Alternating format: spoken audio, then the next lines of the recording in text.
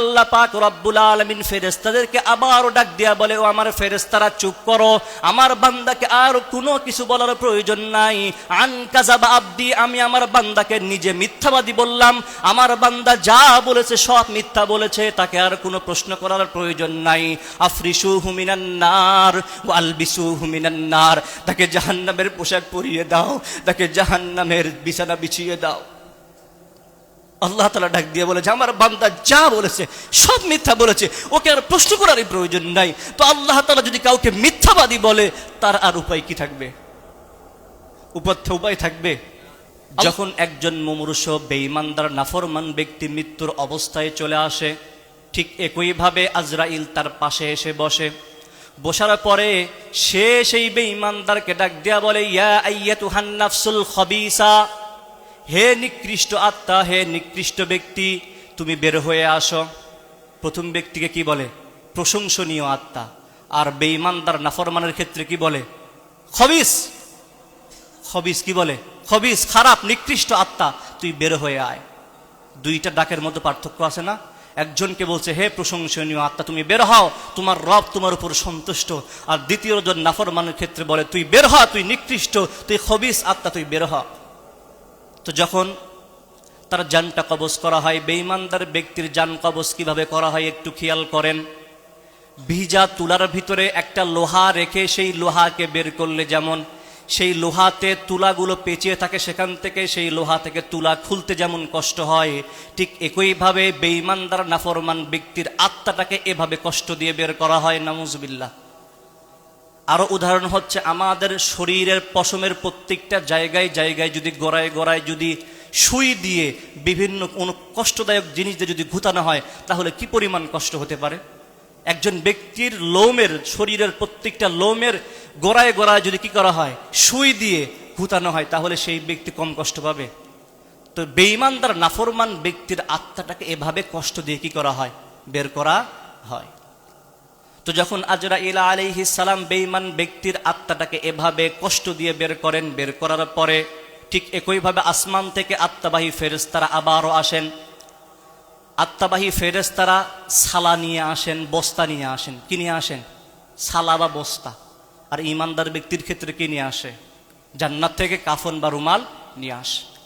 তো যখন আত্মাবাহী ফেরেশতারা এসে উপস্থিত হয়ে যায়, এই আজরাইল তখন জানটা কবজ করে সেই ছালার ভিতরে ভরে দেয়, দিয়ে সেই ছালাটাকে পেঁচিয়ে যখন আত্মাবাহী ফেরেশতারা এক আসমানের দিকে উঠতে থাকে, তখন আসমানের ফেরেশতারা বলে যে কার আত্মা কোথায় নিয়ে যাও? আত্মা থেকে এই পরিমাণ দুর্গন্ধ কেন আসছে?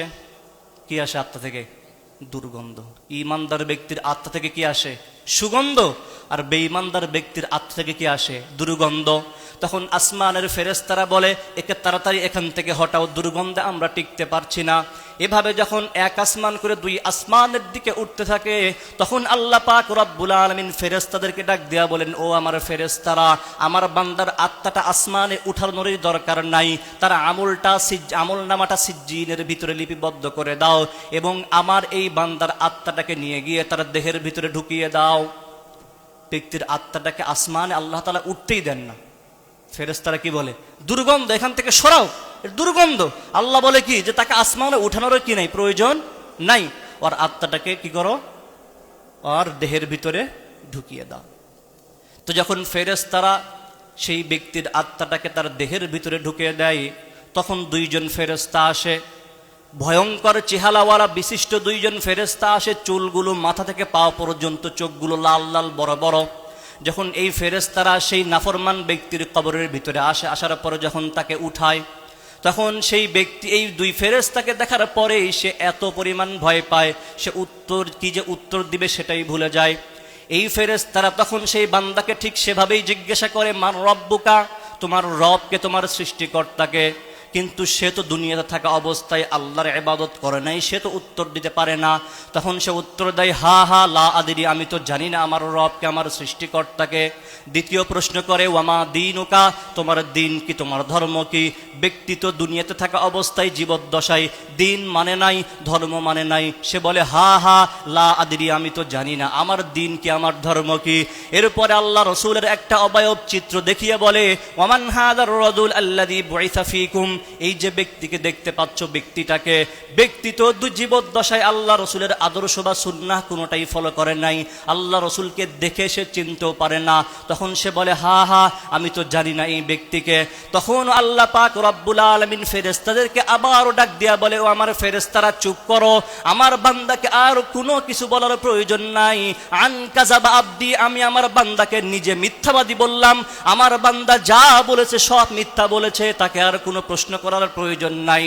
আফরিসুহু মিনান নার ওয়া আলবিসুহু মিনান নার, তাকে জাহান্নামের পোশাক পরিয়ে দাও, তাকে জাহান্নামের বিছানা বিছিয়ে দাও। আল্লাহ তাআলা ডাক দিয়ে বলে যে আমার বান্দা যা বলেছে সব মিথ্যা বলেছে, ওকে আর প্রশ্ন করারই প্রয়োজন নাই। তো আল্লাহ তাআলা যদি কাউকে মিথ্যাবাদী বলে, তার আর উপায় কি থাকবে? উপায় থাকবে?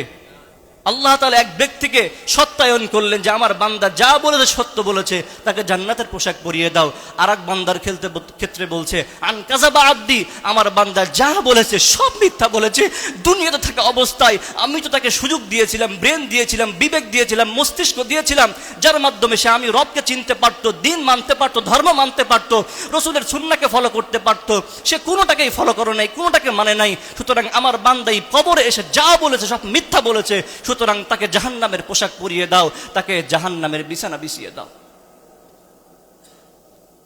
নাউযুবিল্লাহ। আল্লাহ তাআলা বলেন আমার বান্দা যা বলেছে সব মিথ্যা বলেছে। তখন ফেরেশতারা তাকে জাহান্নামের পোশাক পরিয়ে দেয় এবং কবরের ভিতরে জাহান্নামের আগুনের বিছানা বিছিয়ে দেয়। তো যখন জাহান্নামের আগুনের বিছানা বিছিয়ে দেওয়া হয়, তখন একজন ফেরেশতা আসেন। আসার পরে বড় একটা লাঠি নিয়ে, একটা ডান্ডা নিয়ে আসার পরে যখন জোরে একটা তাকে বাড়ি দেয়, দেওয়ার সঙ্গে সঙ্গে সেই বান্দা একটা চিৎকার দেয়। আল্লাহ রাসূলের ভাষ্য যে ইয়াসমাউ কুল্লুন ইল্লা সাকলাইন, পৃথিবীতে যত পশু পাখি আছে সমস্ত পশু পাখি এই ব্যক্তির চিৎকার শুনতে পায়, শুধুমাত্র মানুষ ছাড়া।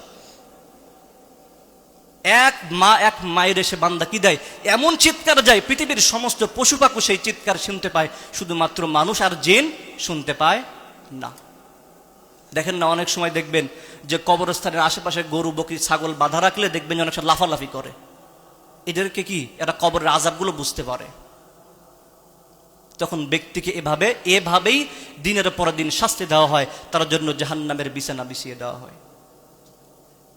তাহলে এই যে আল্লাহ রাসূলের হাদিস, ঈমানদার ব্যক্তি বেঈমানদার ব্যক্তি উভয়ের ভিতরে পার্থক্য কতটুকু, তার মৃত্যুর পার্থক্য কতটুকু। একজন ঈমানদার ব্যক্তি যাকে সর্বনিম্ন কষ্ট দিয়ে তার জীবনটাকে, জানটাকে কবজ করা হয়, বিপরীতে একজন বেঈমানদার যার জানটা কবজ করা হয় সবচেয়ে বেশি কষ্ট দিয়ে। আল্লাহ রাসূল হাদিসের ভিতরে বলেছেন আল কাইয়িসু মান দানা নাফসাহু ওয়া আমিলা লিমা বাদাল মাউত, বুদ্ধিমান সে যে তার মৃত্যু পরবর্তী জীবনের জন্য সঞ্চয় করে। আর ওয়াল আজিজু মান দানা ওয়াল আজিজু ওয়া তাবান্না হাওয়াহু আলাল্লাহ, আর সবচেয়ে নিকৃষ্ট সেই ব্যক্তি যে নিজেকে নিজের নফসের কাছে বিলিয়ে দেয়, শয়তানের পিছনে বিলিয়ে দেয়, সেই হচ্ছে সবচেয়ে কি নির্বোধ এবং নিকৃষ্ট।